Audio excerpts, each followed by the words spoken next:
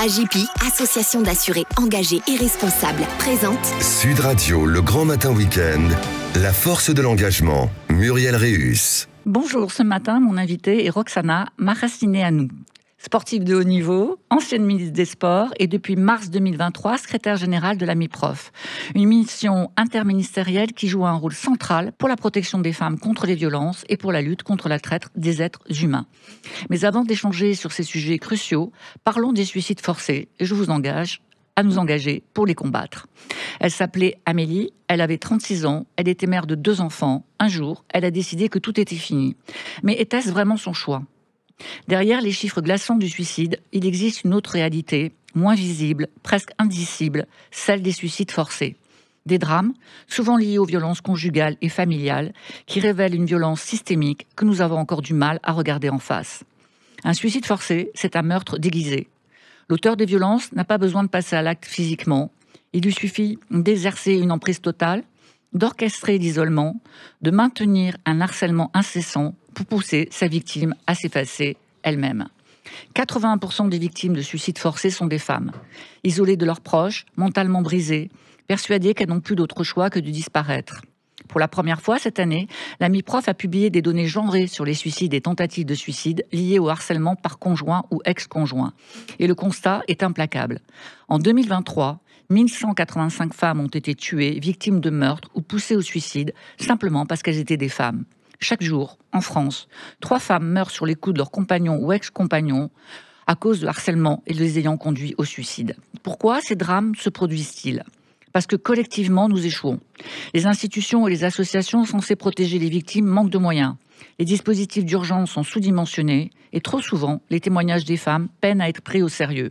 En 2023, sur 6 378 demandes d'ordonnance de protection, seules 3 927 ont été acceptées. À titre de comparaison, l'Espagne en délivre 17 fois plus. Au 2 septembre 2024, seuls 884 bracelets anti-rapprochement destinés à géolocaliser les auteurs étaient actifs, contre 1024 en août, soit une baisse de 14%. Cette diminution interroge, alors que les violences conjugales augmentent et représentent plus de 9 appels sur 10 au 39-19. Quant à la justice, en 2023, sur 65 000 victimes de viols déclarées, seuls 1117 auteurs ont été condamnés.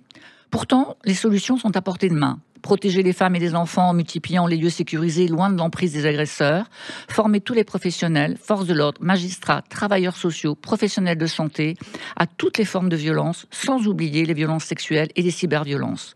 Sensibiliser le grand public à détecter les signes de manipulation et de détresse, assumer une prise en charge complète des traumatismes pour briser les engrenages destructeurs, investir dans la prévention comme le fait la MIPROF en produisant des outils pour éduquer et alerter en particulier les jeunes générations. Les suicides forcés sont le symptôme d'une société qui refuse encore de regarder en face la violence qui gangrène ses foyers. Nous devons changer de regard, comprendre que chaque féminicide, que chaque suicide forcé est un échec collectif. Bonjour Roxana. Bonjour Muriel. Maracineanu. Alors, sportive de haut niveau, ancienne ministre des Sports, vous êtes depuis mars 2023 la secrétaire générale de la MIPROF. Et la MIPROF qui joue un rôle central dans la lutte contre les violences faites aux femmes et la traite des êtres humains. Comment définiriez-vous pour nos auditeurs les priorités actuelles de cette mission ? La mission interministérielle pour la protection des femmes a d'abord un rôle de conviction. On est proche des administrations, de l'État, des collectivités, mais aussi des responsables politiques comme les ministres ou les présidents de régions, de départements, pour dire que la lutte contre les violences faites aux femmes ne doit pas être une priorité, mais que c'est un devoir. Nous sommes là aussi pour faire appliquer la loi de 2014 qui dit qu'un certain nombre de professionnels qui sont en ligne directe, en contact direct avec des femmes potentiellement victimes de violences doivent être formés.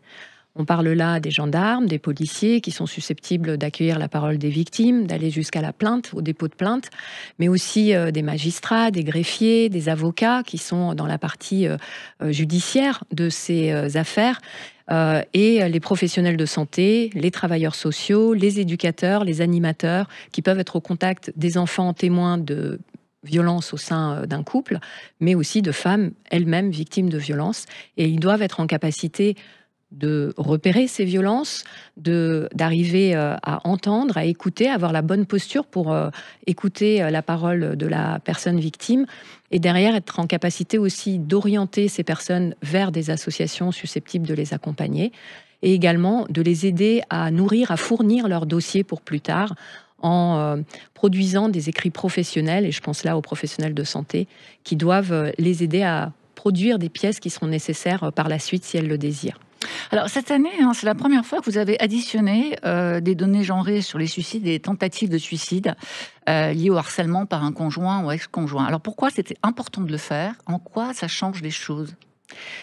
L'autre mission de la MIPROF, c'est effectivement de publier des données, puisqu'on pilote l'Observatoire national des violences faites aux femmes. Et pour arriver à agir sur un phénomène, on doit le mesurer en toute transparence, en cohérence, avec tous les différents acteurs qui sont sur la chaîne d'accompagnement des victimes. Et la MIPROF analyse, récolte et analyse et croise des données qui viennent des services statistiques de tous les ministères, avec ceux, par exemple, du 3919, de l'association qui porte le 3919, la Fédération nationale Solidarité Femmes. Pour la première fois, et aussi parce que c'est une mesure du Grenelle de 2020, d'aller chercher ce nombre de suicides et de tentatives de suicide à la suite du harcèlement par le conjoint ou l'ex-conjoint. Nous avons décidé d'appeler cela des féminicides indirects, parce qu'il y avait besoin d'avoir cette transparence, de les additionner avec les féminicides, donc le fait de tuer une femme ou une fille justement parce qu'elle est femme ou fille, et d'y additionner aussi les tentatives de féminicide. On arrive effectivement à un nombre, un chiffre noir pour le coup. On passe de une femme qui meurt tous les 3 jours à 3 femmes qui meurent par jour, qu'elle ait été tuée ou qu'elle se soit tuée elle-même, ou qu'on ait essayé de la tuer, ou qu'elle ait tenté de se suicider, justement à cause de l'emprise et du harcèlement et des violences exercées par le conjoint. Alors, est-ce que ce chiffre noir dont on parle, il est encore en dessous des réalités? Parce que on exclut de ces décès les séquelles physiques, les séquelles psychologiques dans les féminicides. Donc, le chiffre noir dont on parle, plus de 1180 femmes, il est encore en dessous de la réalité. Est-ce qu'un jour, on arrivera à mesurer de manière complète et précise l'impact réel des violences masculines dans le couple? On les mesure également, puisqu'on publie un chiffre qui est, par exemple, sur l'année dernière, de 373 000 femmes qui sont victimes de violences au sein du couple. Chaque année, on publie ces chiffres sur les violences sexuelles au sein du couple, mais aussi hors du couple, subies par les femmes. Nous avons aussi des chiffres sur les violences que subissent les enfants, indirectement ou directement aussi, à cause de ces violences conjugales. Effectivement, il faut additionner tous ces chiffres pour voir l'ampleur du phénomène, mais je crois que tout le monde en est conscient aujourd'hui, que ce soit aussi les forces de sécurité qui ont une activité qui s'occupe majoritairement de ce phénomène et de ces drames, qui entendent les femmes qui viennent en parler, et également la justice qui s'occupe beaucoup et évidemment n'a pas encore résolu toutes les affaires et arrivé à suivre tout ce qui est lié aux violences aujourd'hui. J'ai le sentiment que vous êtes à peu près les seuls à dire 3,6 millions de femmes, 3 600 000 femmes sont victimes chaque année de violences. C'est vous qui avez sorti pour la première fois, me semble-t-il, ce chiffre qui nous a tous frappés de plein fouet, parce que jamais on avait évalué à ce point-là le côté endémique des violences. Oui, c'est une enquête de prévalence des violences qui a été faite par le service statistique du ministère de l'Intérieur, qu'on republie et dont on publie les chiffres chaque année, et qui dit qu'effectivement, 1 femme sur 6 a été victime de violences une fois au moins dans sa vie, à partir de l'âge de 15 ans. Alors, on a beaucoup de questions en ce moment sur les professionnels de santé, notamment sur le questionnement systématique qui est préconisé depuis 2019, vous l'avez dit, par la Haute Autorité de Santé. Pourquoi c'est difficile pour les professionnels de santé d'être dans ce questionnement systématique? Et pour nos auditeurs, ça veut dire quoi, un questionnement systématique? Beaucoup de victimes qui ont parlé des violences justement sur ces lignes d'écoute comme le 3919, comme celle qui est soutenue par le collectif français contre le viol, racontent que si dans leur enfance, quand elles ont subi des violences étant enfants, si on leur avait posé une fois la question est-ce que ça va, ça va pas bien, qu'est-ce qui se passe, est-ce que quelqu'un te fait du mal, il aurait suffi de cette question pour qu'elle puisse en parler. La Haute Autorité de Santé et sa préconisation que vous évoquez en parle de manière systématique, plus forte auprès des professionnels de santé, pour qu'ils arrivent à inclure dans le questionnement qu'ils font à leurs patients et patientes sur les allergies, les opérations, les médicaments qu'ils prennent, qu'ils arrivent à inclure une question sur êtes-vous victime ou avez-vous été victime de violence dans votre vie. Alors évidemment, la patiente ne va pas le dire tout de suite peut-être, mais le film, qui est un outil de formation pour nous et de sensibilisation à la question pour les professionnels de santé, met en scène justement un médecin qui ose poser la question, et puis finalement ce que ça déclenche chez la patiente et le fait qu'elle va enfin en parler. Donc c'est un moyen de libérer la parole, c'est un moyen aussi de mettre des mots concrets et de dire ce que la femme subit, parce que parfois la personne ne se rend pas compte que c'est quelque chose qui est aussi hors la loi, impactant pour elle. Et elle a évidemment besoin aussi d'être entendue et écoutée. Et c'est le rôle aussi d'un certain nombre de professionnels qu'il faut qu'on forme et qu'on sensibilise sans arrêt à cette question, parce que c'est eux aussi qui sont les tiers de confiance pour la police et la justice, pour produire un certain nombre d'écrits professionnels, pour prendre des photos. Quand la femme vient et qu'elle a des séquelles visibles, des bleus, des coups, tout le monde ne pense pas, et ils ne pensent pas tous à prendre des photos, à établir des certificats médicaux qui existent dans nos outils et qui permettent de consigner le récit de la victime de manière neutre, pour pouvoir ensuite, quand la femme est prête, puisque dans ce phénomène des violences et de la libération de la parole, c'est important de respecter le rythme et l'envie de la victime, même si évidemment au bout du compte on doit poursuivre le fait que cette situation s'arrête et que les auteurs puissent être sanctionnés, poursuivis.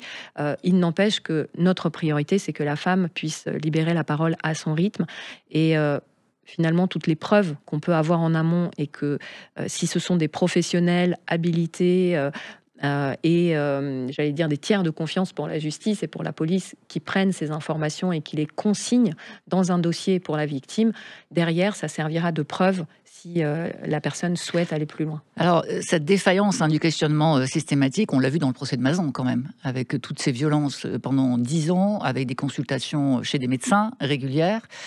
Comment vous analysez ça ?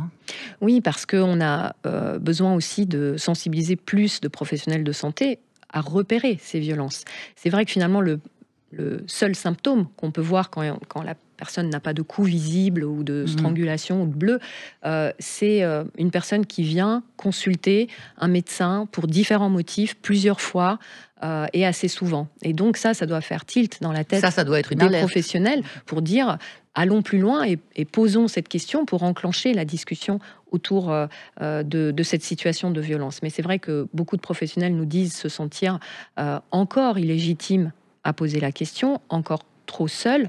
Et donc nous, notre rôle à la MIPROF, en lien avec les conseils des ordres des différents professionnels, en lien aussi avec les collectivités qui accueillent ces professionnels de santé sur leur territoire et qui ont aussi souvent une politique de lutte contre les violences à mettre en place, eh bien, nous devons être là pour les rassurer, pour leur donner les outils et les contacts nécessaires pour qu'ils comprennent que c'est pas parce qu'on leur a confié ce secret que derrière, ils ne sauront pas quoi en faire. Au contraire, il y a toute une cartographie d'acteurs qu'on doit leur donner, locaux, qui sont susceptibles d'accueillir ces personnes une fois qu'elles ont libéré la parole. Et aussi, comme vous le dites, c'est une question de santé publique que de détecter ces violences qui ont un impact très fort sur la santé des femmes. Alors, c'est une question de santé publique, c'est aussi une question sociétale. Il faut peut-être modifier aussi les perceptions, les jugements de certains ordres qui accompagnent les professionnels, notamment l'ordre des médecins, parce qu'on a vu que dernièrement, les signalements avaient donné lieu à des sanctions et on peut s'interroger sur ces sanctions.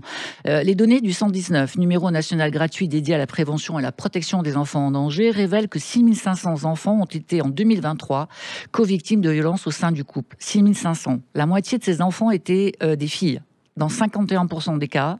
Et dans près de 7 cas sur 10, l'auteur des violences est le père ou le beau-père.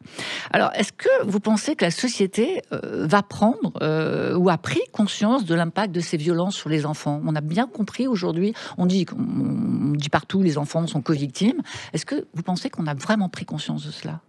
C'est ce chiffre aussi qu'on a souhaité publier, en plus de celui que vous avez évoqué tout à l'heure, c'est le nombre d'enfants co-victimes, et j'allais même dire victimes, parce que quand on est témoin de violence, on est véritablement victime, ça crée un psychotrauma qui vous poursuit toute votre vie, ça crée aussi des conséquences évidemment au niveau de la santé pour ces enfants, et ce cycle des violences, il faut l'arrêter, parce que c'est aussi un cercle vicieux où derrière, il va y avoir des personnes qui ont été témoins, qui vont qui peuvent devenir elles-mêmes auteurs ou elles-mêmes victimes, justement, en reproduisant ce qui a été vu et connu.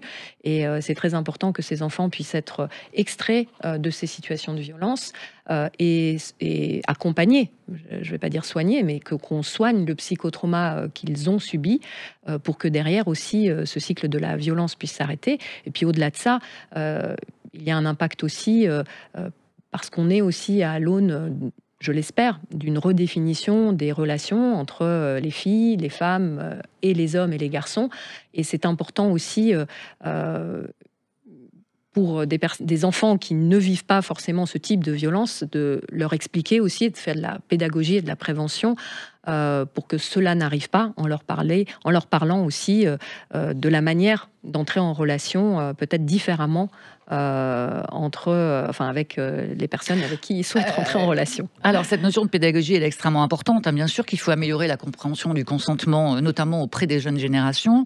Et alors, l'éducation à la vie affective et sexuelle, pourtant reconnue comme un levier essentiel, justement, pour prévenir les violences, pour promouvoir l'égalité des genres et pour travailler sur cette notion de compréhension du consentement, se heurte à de très nombreuses oppositions. Il y a 15% des écoles qui l'appliquent, alors que c'est une loi qui a été votée il y a de très nombreuses années. Réticence de certains parents, opposition d'associations conservatrices, rejet par certains par certains responsables politiques. Quelle est votre position, vous, sur ces résistances ? Alors c'est vrai qu'il y avait cette obligation d'un certain nombre d'heures à faire dans le cadre scolaire, mais il n'y avait pas de programme défini jusqu'à aujourd'hui. Il y a eu un travail énorme qui a été fait par le Conseil supérieur des programmes, un programme qui a circulé entre tous les ministères. Aujourd'hui, il est encore sur le bureau du futur ou de la future ministre de l'Éducation. Et nous, fortement, évidemment, à la MIPROF, on y a contribué parce que c'est un programme très intéressant qui va de la maternelle jusqu'à la terminale, qui engage toutes les matières qui vont pouvoir aborder le sujet de la lutte contre les violences, de l'égalité, et prévenir aussi en parlant de prostitution, du viol, mais aussi avant tout ça, évidemment, puisqu'au plus jeune âge on ne va pas parler de ça, on va parler de la relation et de comment on entre en relation, de l'intimité qu'il faut respecter par rapport à son propre corps et de l'intimité, et du respect qu'on doit avoir de l'autre quand on rentre en relation. Qu'on soit petit enfant et qu'on doit lui demander de lui tenir la main dans le rang, quand la maîtresse vous dit « prenez-vous par la main », mais plus tard, évidemment, quand on va parler à des adolescents de leurs relations affectives et qui vont aller sans doute plus loin à partir d'un certain âge avec leurs petits copains, leurs petites copines. Pour ou contre l'inscription du consentement dans la loi pénale ? Je trouve aujourd'hui, pour moi, le plus important, c'est qu'on parle du consentement à l'école, qu'on puisse en parler en alliance éducative, dans le champ du sport, de la jeunesse, qu'on en parle à nos enfants, à nos adolescents, et qu'on reparte un peu sur des nouvelles bases qui permettront d'aller en parallèle avec la déconstruction des stéréotypes qui existent dans notre société de domination des hommes sur les femmes. Et il faut vraiment, en parallèle, qu'on démarre cette éducation en parlant du consentement.